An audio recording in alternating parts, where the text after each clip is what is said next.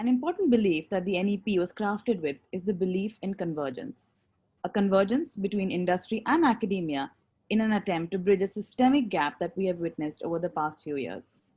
The policy encouraged industry and academia to collaborate on all facets of the reform to transport the youth of India from quality education to quality employment. Today's panelists will shed light on how CSR efforts through industry and academia collaborations can be aligned with the NEP.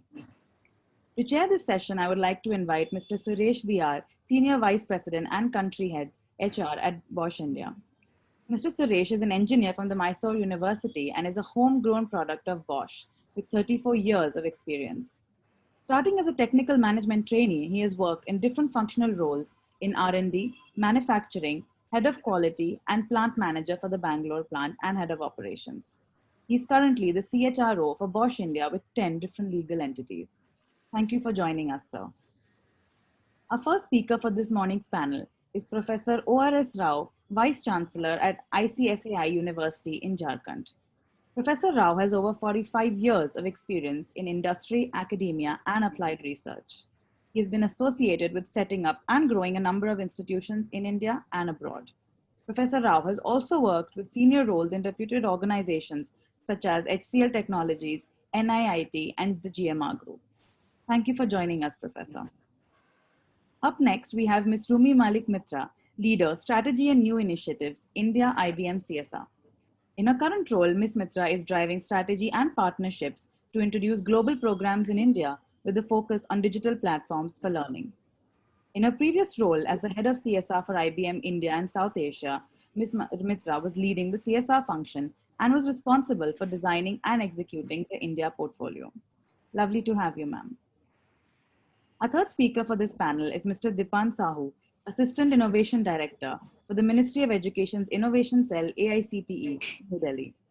Mr. Sahu started his career as a social entrepreneur and then turned to a policy entrepreneur, having more than 10 years of experience in policy design and implementation in the domain of innovation and the startup ecosystem.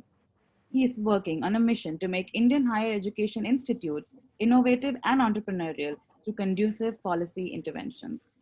Thank you for joining us, sir. For our final speaker for this panel, we have Mr. Dipanjan Chakrabarti, Director East and Northeast India for British Council. Dr. Chakrabarti has over 18 years of experience in leading education, development, and cultural collaboration programs in India and internationally for British Council. In his present role, he leads on all of British Council's work in education and cultural relations in East and Northeast India, covering 13 states, including Bhutan. Thank you for joining us today, sir. I would once again like to remind all our panelists that this session will run till 11:30 a.m. Please reserve some time towards the end for some questions from our audience. And over to you, Mr. Suresh, to moderate this panel. Good morning. Thank you very much. Just doing the usual audibility check. If someone can raise their hand. Thank you.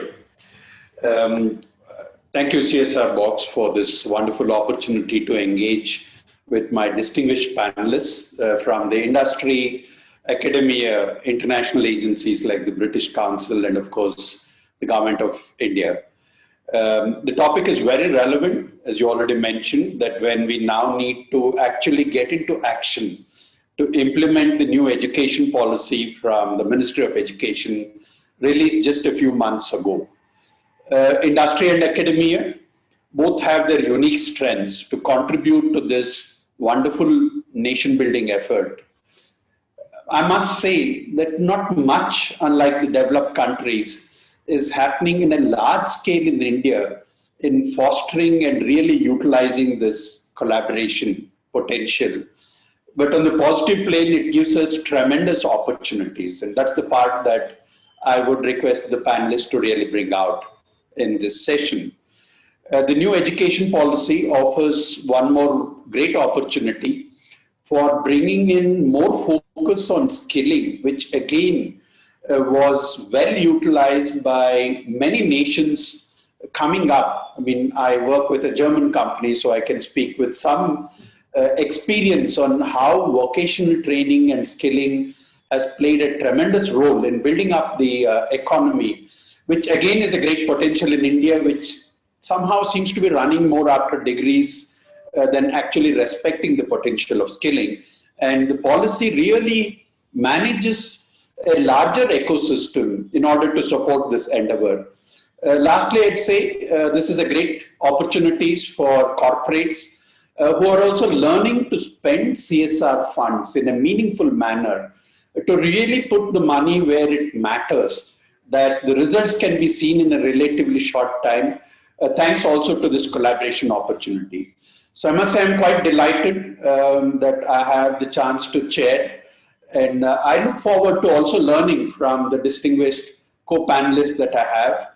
And with that, I'd directly like to get into listening to them. I would be addressing each of them with one or sometimes two quick questions. Each of them would respond in 4 to 5 minutes. And as soon as this session with the inputs from the panelists is over, I'd still like to at least have 10 minutes for crisp questions from the audience. Please feel free to use the Q&A box to type out. Can't promise that I would satisfy everyone who types out a question, but let's see how many we can get and get some more information from the panelists. So with that, I would first start with Professor Rao, also respecting the 45 years of experience he has in this area too. So Professor Rao, what challenges do you see universities will have in actually implementing skilling programs in higher education institutions? And what do you see as opportunities for industry to support? Professor Rao? Thank you very much. The session chair, Mr. Suresh, and the co-panelists and the dignitaries that are attending today's webinar. A very good morning to all of you. At the outset, I would like to express my gratitude to CSR Box and also to the session chair for giving me the opportunity to present my views with regard to this topic. So it says your share screening is paused. I think maybe I may be allowed to do the share screening. I think some.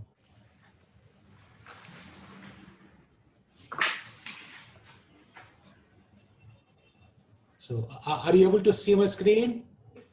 Not yet.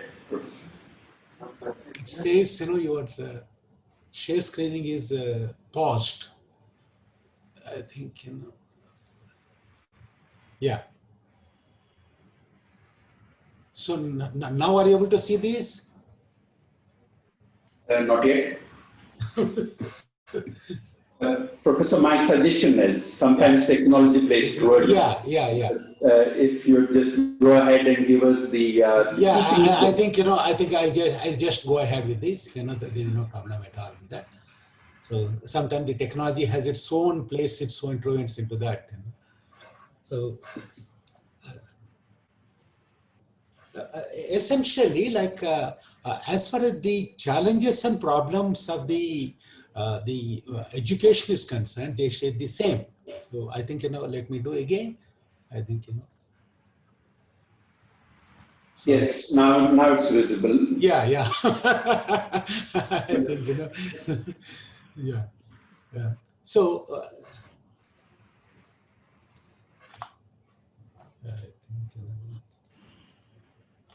yeah. So my suggestion is we run 2 minutes. Yeah, I think I'm sorry. I think already. I think this share screening seems to be a little bit of an issue. So that being the case, I'll just proceed. I'll not wait for the technology to that. There's no problem at all to that. Yeah. So essentially, the challenge and problems are the same. They haven't changed very much. Essentially, like in fact, with regard to the NEP 2020. The objective is how to leverage the kind of demographic dividends and see that the nation building happens leveraging the what you call not only the manpower but also skilling and upskilling the manpower into that. And as far as the higher educational institutions are concerned, the burning problem has been and continues to be the employability of the graduating students And as per the various studies, the employability of the graduating students, if you take for the BTech students, it's about hovering around 18 to 20%. And if you take even the MBA, it may be a little bit notch higher, but maybe in the range of about 23, 24%. And this has been practically stagnant for the last 9 to 10 years. On the other hand, the gap is increasing, particularly because the industry's requirements and industry expectation with regard to competencies, it is increasing. And more so, on one hand, the industry 4.0, and because of that, the digital kind of a world that is sort of a changing the entire industrial landscape and the requirements of the skills in that. And with the result, as per the various studies that are made, including the World Economic Forum, in the next 3 years, roughly something like more than 54% of the people have to change their, improve their skills. Their skills become obsolete. They also said over 23% of the current job profiles may not be even existing.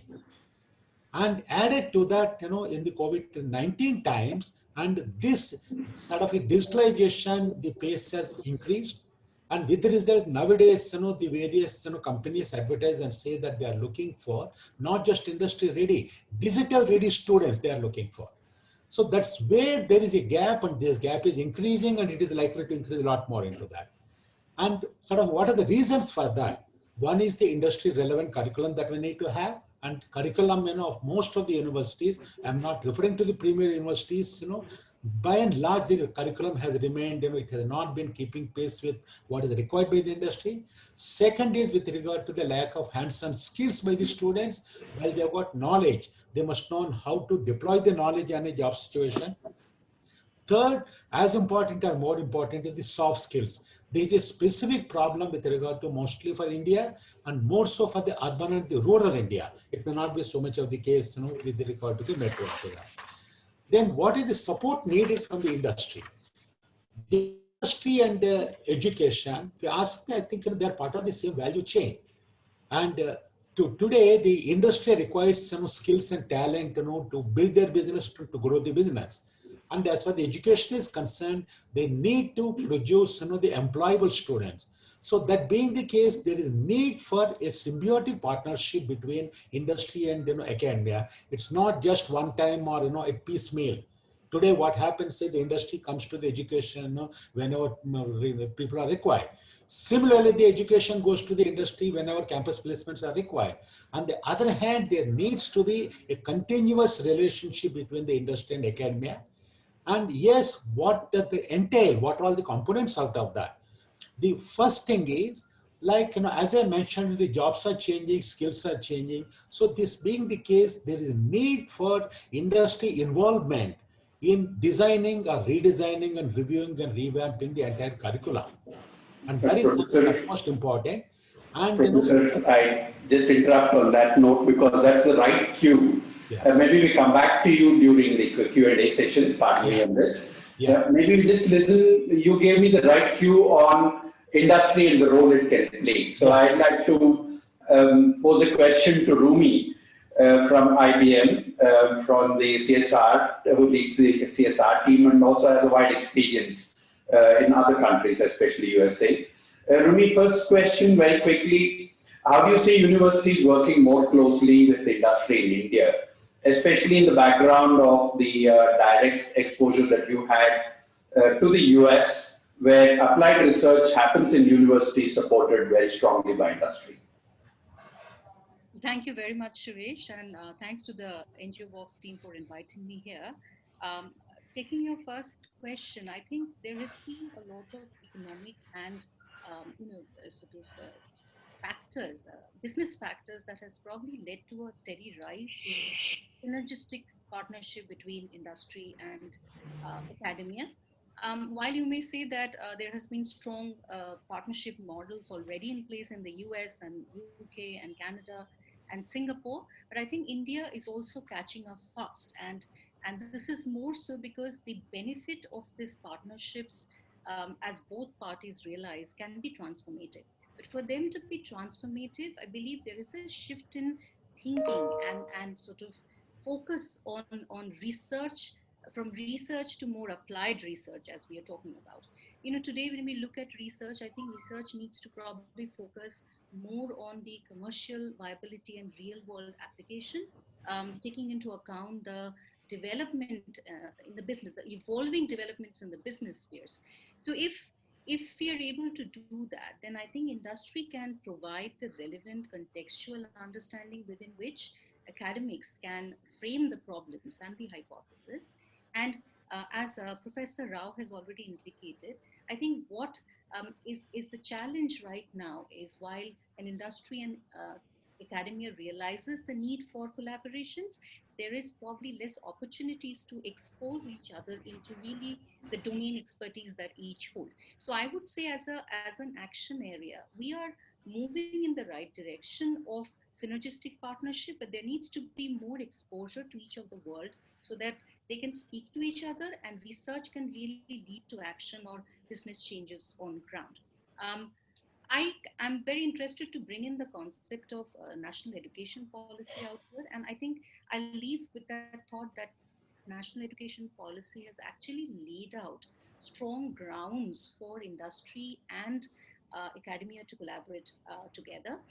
The whole idea that the national education policy has laid out of, flexibility in education, intercurriculum, the fact that it's asking academics to move from compartmentalized skills building to more open skills building, that synergize between hands-on learning, vocational learning, but also the area of soft skills. And I can't um, highlight that enough. And we are all aware of the future of jobs and future of skills scenario that has been outlaid by the World Economic Forum, that today employers are looking as much towards the 21st century skills as they would look at technical skills. Now, this combination's availability in curriculum today is lacking. And again, I'll bring in what Professor Rao has already very nicely outlined, that there is a challenge because higher education curriculum really doesn't change fast and it takes time. And in that scenario, how do we complement an existing curriculum with programs and initiatives that help to really expose academic campuses to what is really changing in the industry, what is really happening in the industry, bringing much more relevant contextuals to the campus. Again, here it cannot be just a one-time relationship, as again has been pointed out. It needs to be long-term and synergistic. And I'm just going to leave with this thought that as IBM, we probably have some of the largest numbers, thousands of industry academia collaboration across the world, and India is actually one of the top countries with such collaboration. The focus is a lot on how the two can innovate together with respect to AI and quantum and cloud and hybrid, as well as open system that can help the industry to grow. In addition to what an university relations program from a company like IBM does, or across various functions, whether it is IBM research or university relations, CSR, of course, has been playing a large role also. And I think 2 points that I want to highlight out here: this whole movement from looking at what academics provide to looking at what is really needed in the real life scenarios. CSR is very well placed, and we are doing that extensively in bringing those emerging technology learning curriculum to students. And we are also focused on online because there is a lot of scope to reach more students as you go online. The second thing that I just want to leave with is that the shift is also between engineering and non-engineering students, because there has been emphasis on engineering students learning technology curriculum.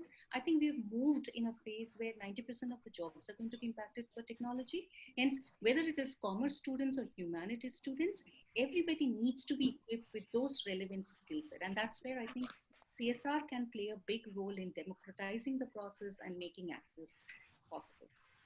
Thank you, Rumi, for a very comprehensive input on how the collaboration can actually work with very useful tips. Hopefully, we get to listen more from you during the Q&A session. Move on to our third panelist. I'm really happy about the diversity of the panelists. To Deepan Shah, who's the Assistant Innovation Director from the Ministry of Education, Innovation Cell, Government of India. You started the whole thing with this policy, so maybe it's apt that you can share with us on what is the government plan in order to implement the new education policy, and what role do you expect from the industry to supplement and complement what the government would anyway be doing. Deepan, over to you. 4 minutes, and that would be nice to listen to you. Thank you, Suresh ji, for giving me the opportunity. And good morning and namaskar to all the panel members and all the participants. And as today's discussion and today's topic is on industry academia linkage, though there are so many components are provisioned under national education policy, but let's stick to the industry academia linkage and what are the roles and responsibility that we are expecting from industry. This national education policy has emphasized on quality education to be provided to the Indian citizens, and where lifelong learning, job readiness, and holistic development is the prime focus. And if you will see the national education policy and the clauses, you will find 4 things, that is skill development, innovation, research, and entrepreneurship are integral to the each and every clauses and the components provisioned under national education policy. So all these things has a strong correlation with the industry, and without industry collaboration, these 4 things will never able to achieve. And that's why we can say that how industry and academia linkage is very, very important in today's context of the kind of a competitive world. If you want to match with the international standards, and also if you want to make Indian education system more competitive and to meet the international requirements. So now comes to the what are the components or provisions in the plans under national education policy that we have made so that it will be useful for more industry and academia interactions. The first one is the simplification of the regulatory structure. That will, and also the graded autonomy that is already introduced, it is already in the practice, and through the graded autonomy, accreditation will be now mandatory for the all higher educational institutions, so that they will get more freedom, more flexibility in terms of designing the course, development of the content, and development of the course, and also delivery of the content in collaboration with the industry. So this is the one big, big change that you can see.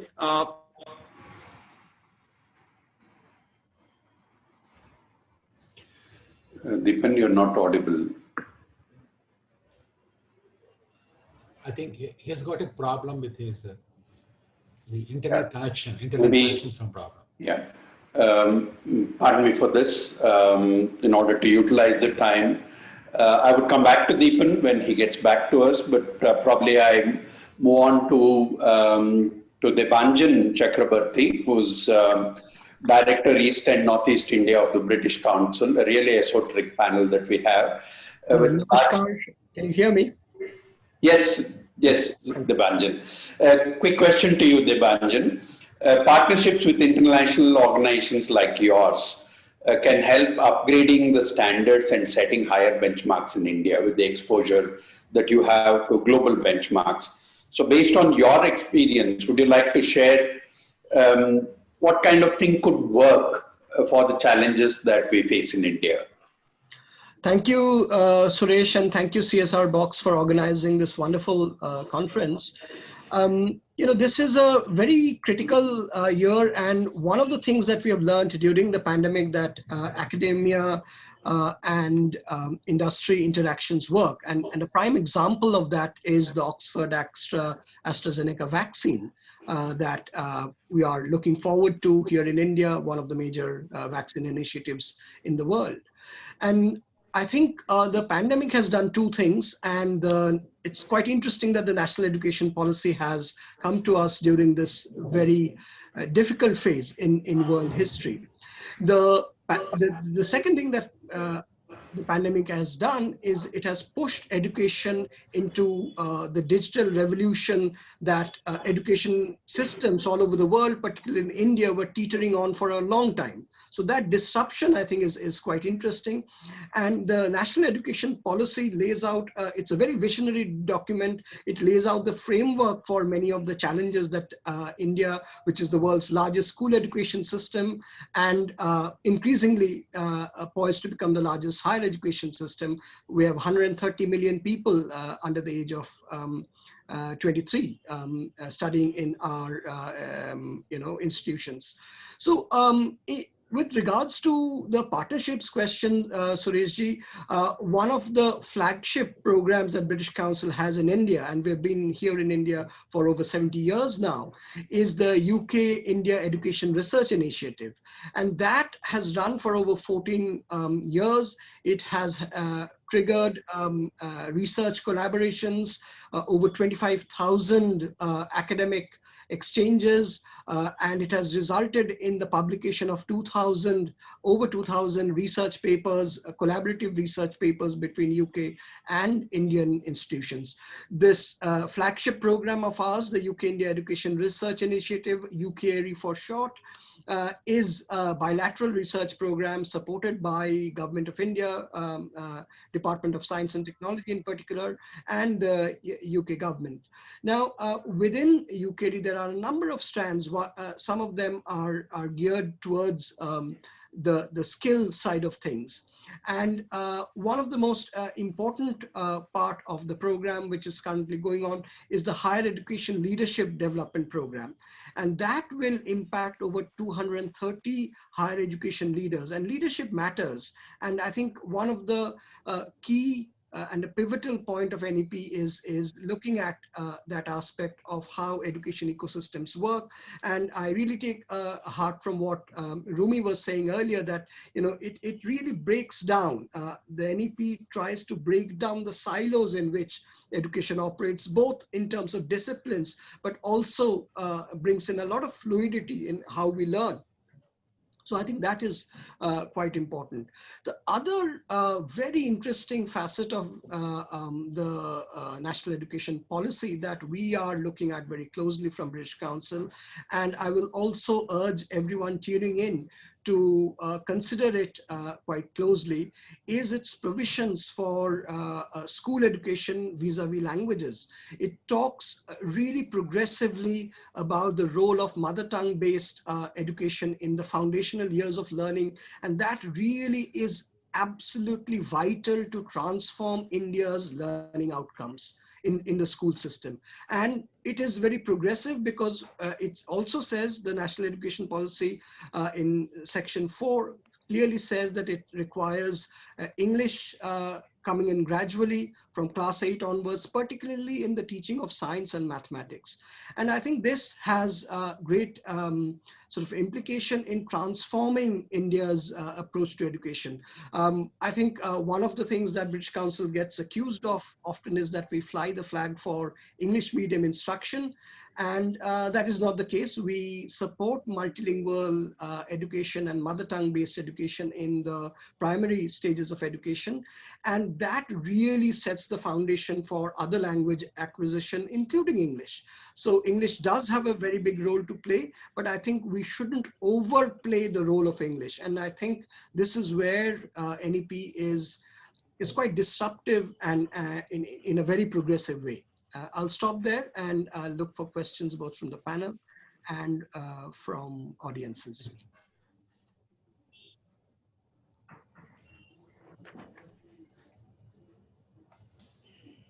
You're on mute, Suresh. You're on mute, yeah.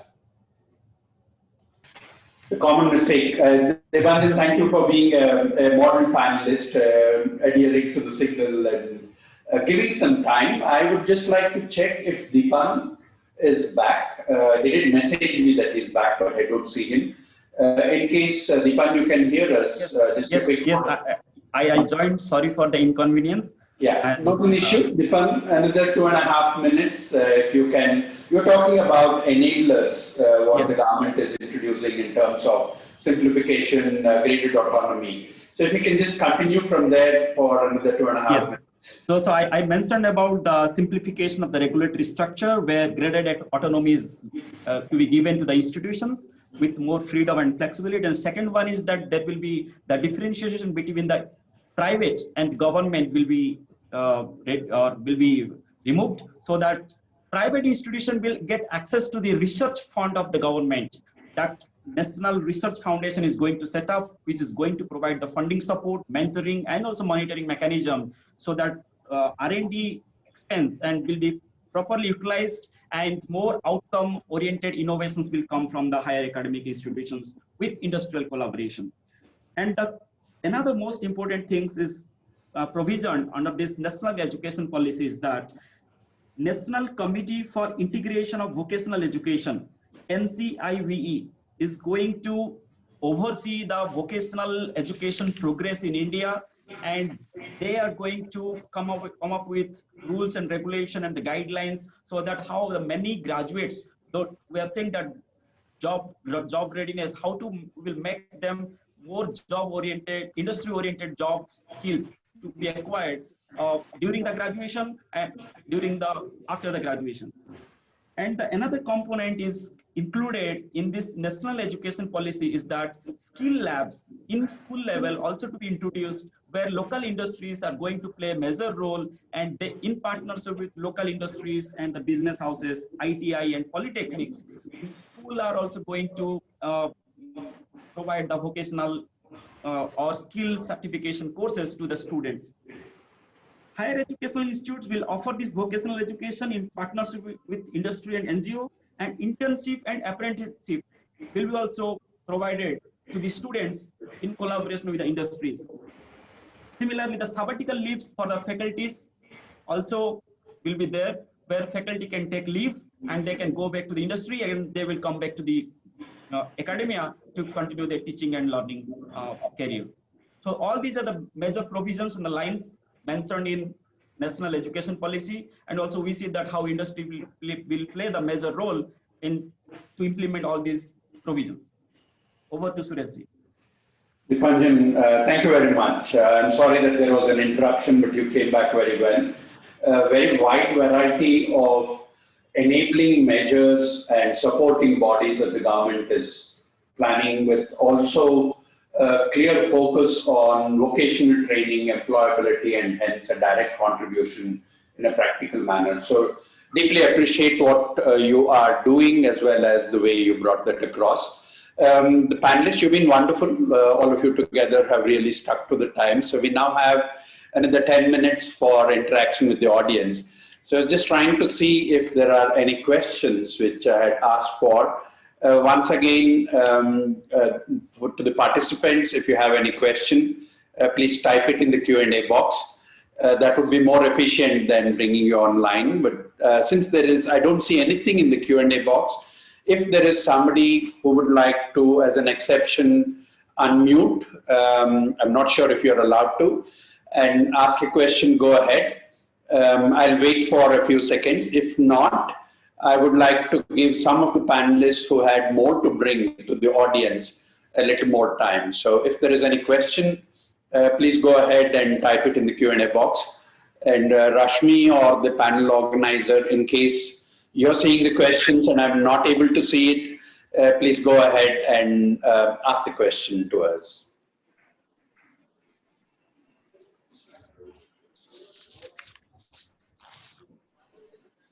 Okay, it looks like we don't have any specific question from the participants. So, Professor Rao, I'm sorry I had to interrupt you. No, not at all, not at all. So maybe if you could just continue into what you were talking about, what could be practical solutions to actually include industry in order to bring skilling into the higher education institutions? What would be your proposals? Thank you very much, Mr. Suresh. See, while the referring back to the NEP 2020, while there's a visionary document, in order to implement that, the government proposes to have a panel of people that will sort of bring out an implementation plan. While formulating the NEP 2020, if you notice, the role of the industry was very limited, accepting that it was chaired by Dr. Kastur Rangan. So I understand that when they take it to the implementation at that point of time, I think there must be adequate representation to the industry because they are also a major stakeholder into that.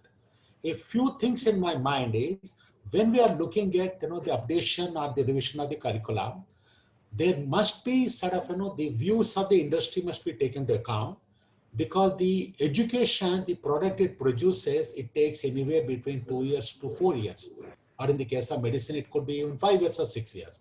So this being the case, what we got to look at is in the next something like 3 to 5 years time, like how did the industry perceive, what are the kind of dramatic changes that they're expecting with regard to how the industry is going to be performing, and what are the kind of the role changes, competence that are required from that.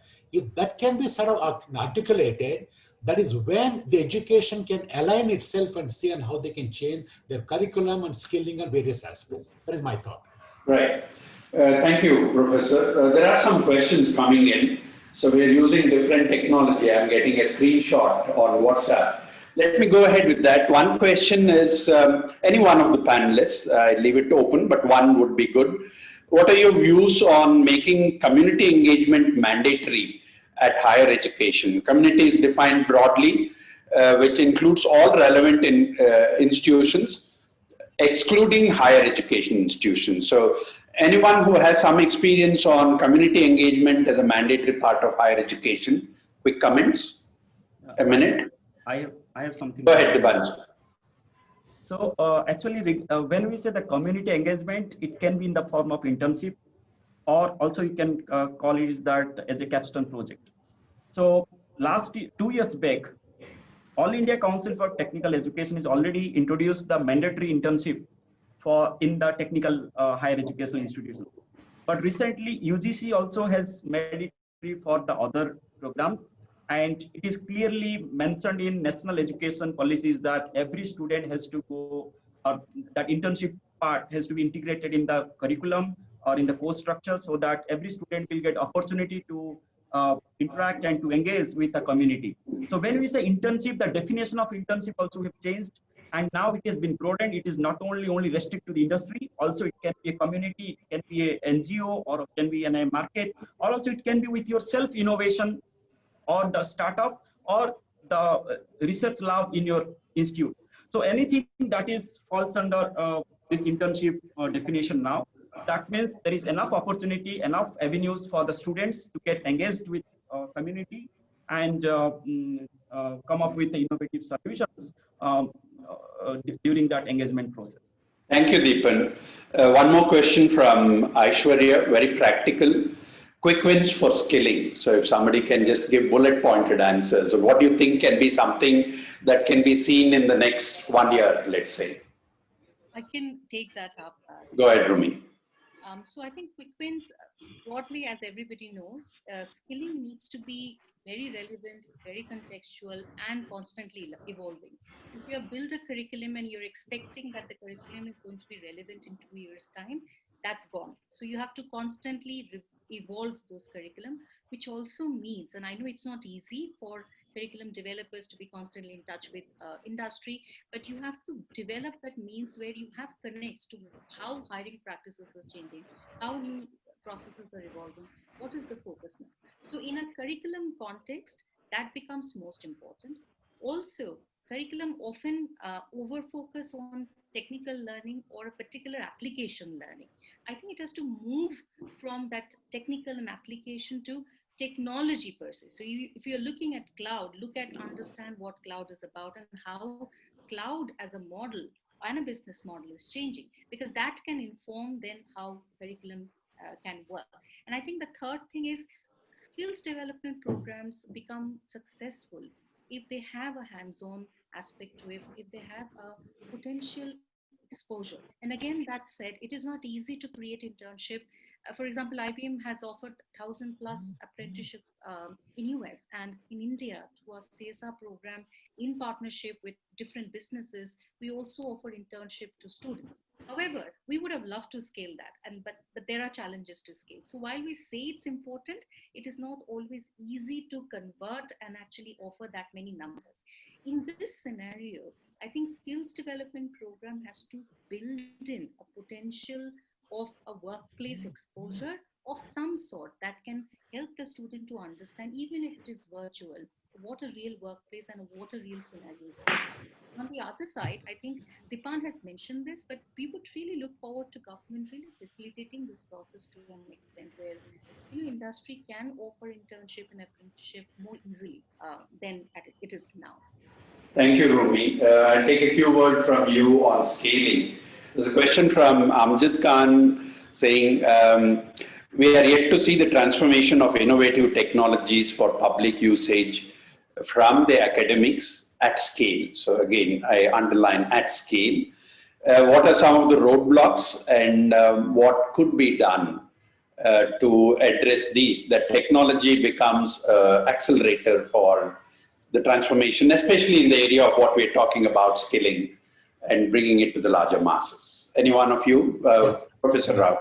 A quick and crisp one. Yeah, very quick. In fact, I'll try and combine, both the issues with regard to the quick wins with regard to the skills, and the second thing is deployment of technologies.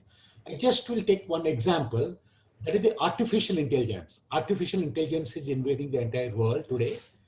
And with regard to the skilling, from whatever be the data that we have, it is less than 3% of the students have got these skills in that in India.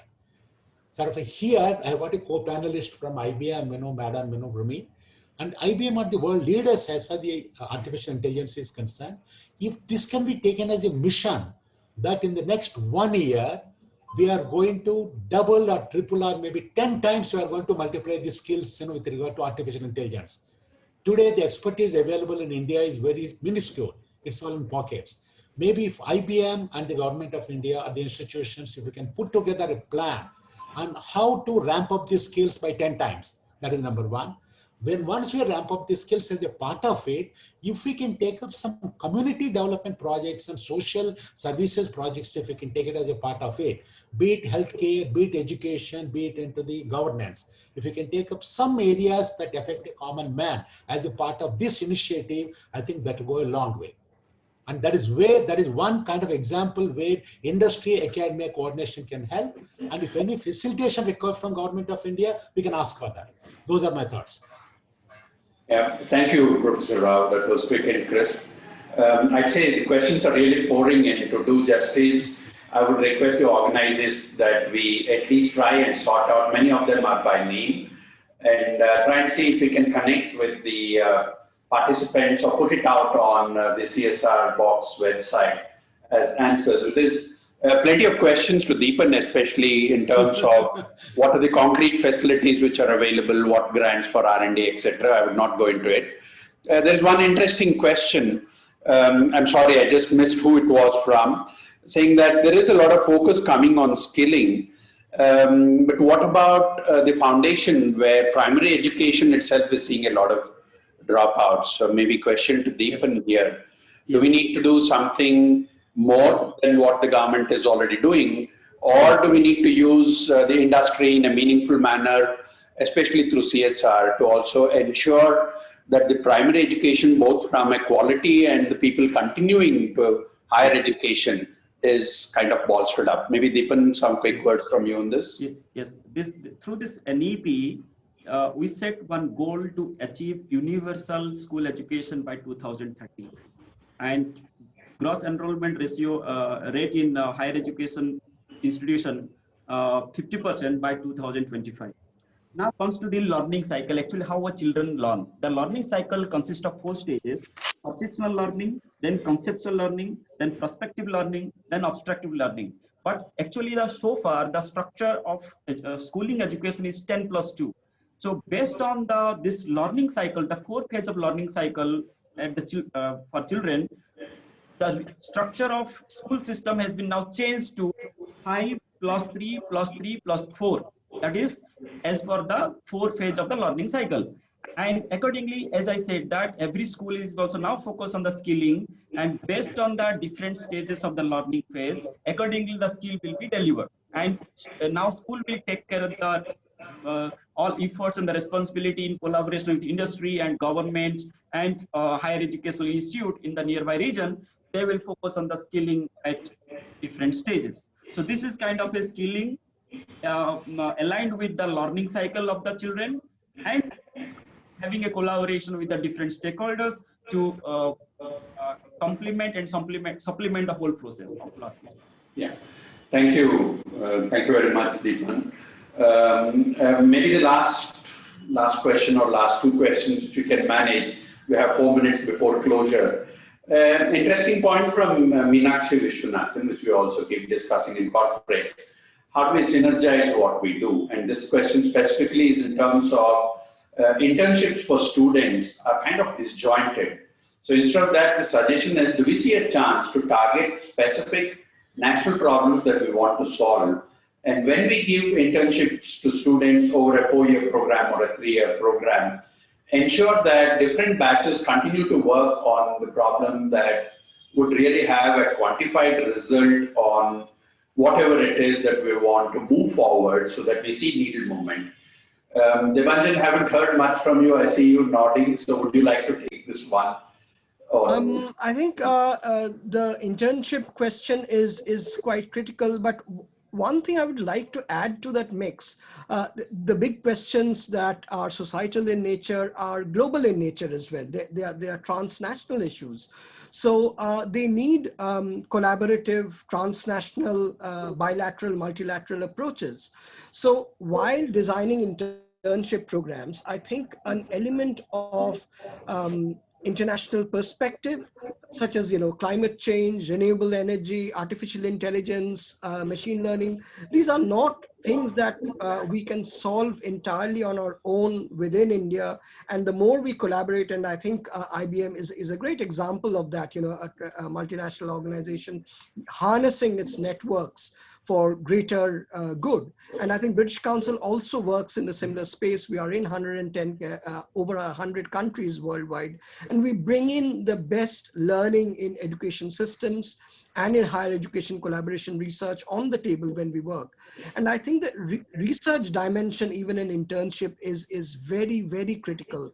I think our young people from India need to have that competitive edge and be in the middle of the conversation of nations at the topmost level in basic sciences, in applied research, in everything we do. So I think there is a risk of using on these opportunities of apprenticeship in a very limited way. And my plea to everyone on this panel and everyone tuning in is to be a lot more ambitious, which NEP at its core is an extremely ambitious statement. And I think we need to align our thinking with those ambitions and intent of NEP.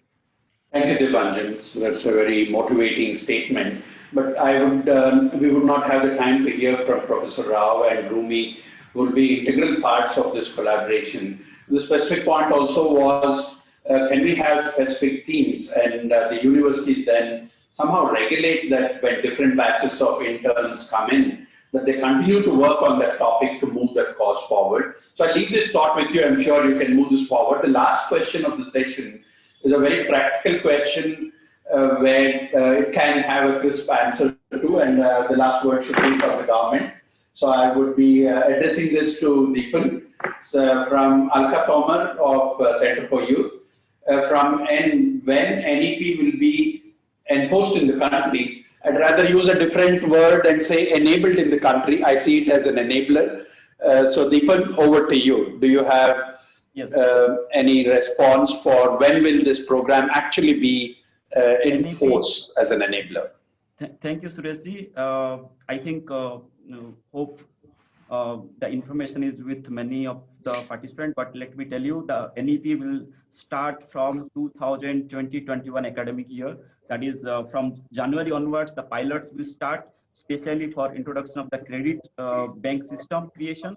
And also it will start with multidisciplinary that we have mentioned. So all the pilots will start from 2021 January onwards, and government has already lined up and they have developed a plan. And to see the full impact of the NEP, we have to wait for some more time, because the action items which need less financial burden and which can be done at the regulatory level, that will be introduced, and gradually the other things, other action items will be come into action. So it will be implemented on phased manner, but it will start from 2021 January onwards. Thank you, Deepan, for that crisp answer. So all good things come to a close. You've been a wonderful panelist. Very difficult for me to summarize since there were so many interesting questions and so many points. I'll make a quick attempt. So the new policy really is an enabler. The enabler is primarily focused on how do we promote skilling, leading to higher employability and hence jobs and growth of the economy by using what Debanjan mentioned as that we would soon be having not just the highest number of schools in the world, but we would be having the highest number of higher education institutions too. So what can industry and academia do by coming together in a very focused manner in order to use this policy, which is an enabling policy, use CSR again as an enabler, and really bring skilling, vocational training with the variety of things that you spoke about through research in a practical or applied manner. Many of you used applied research and underlined this part of it. How can this then bring out programs where we do capability building of the professionals in the area of vocational training, in the area of CSR, that these synergize as a powerful platform in order to really make this policy, which Deepan clearly said that not for long, but it starts right from January in terms of pilot. And we, the government, are not going to enforce it without the learning. So it would be an evolutionary cycle rather than a mandated cycle. And this is really, I would say as a corporate, really welcome how the government is synergizing the various policy changes that are happening. And education is at the foundation of growth, and really happy. So I must say, first my deep gratitude and thanks to CSR Box for providing all of us this opportunity. Thank you for the distinguished and wonderful panelists for allowing me to ask you this question, sometimes interrupt you with Professor Rao, Rumi, Deepan ji and Debanjan. Thank you so much. I enjoyed being with all of you. And of course, most important, while I somehow could not get access to the Q&A, which was probably my fault. Thank you, Rashmi, for supporting over WhatsApp, which always works, by giving screenshots, which could help us get the audience integrated. And if we have a chance, let's take the questions and see if we can get back through the panelists, through CSR Box, to all the questions which came in. So once again, it's 11:29, 11:30 is our closing. So just before 11:30, Yamini, back to you, and thank you for a wonderful session and a wonderful opportunity. Thank you, Suresh. You've been in a wonderful chair. No, thank you very much, for managing the time so judiciously. Thank you so much. Namaskar. Thank you. My pleasure. Thank you very much, sir. Thank you, Suresh ji, for excellent moderation and stick to the time. Great audience also. So let's give them a clap if they can hear us. So Yamini, back to you, 11:29. Thank you, sir. 1 minute to spare. We saved 1 minute for you. Thank you, Mr. Suresh, for being a truly, truly wonderful moderator in today's panel. I think this panel has really been able to give a very encouraging response to one of the biggest questions that we've been facing, which is how is NEP going to come into practice? And it's been great hearing from all your multi-sectoral expertise, and we look forward to what the future has in store. Thank you all. Thank you. Have a wonderful session.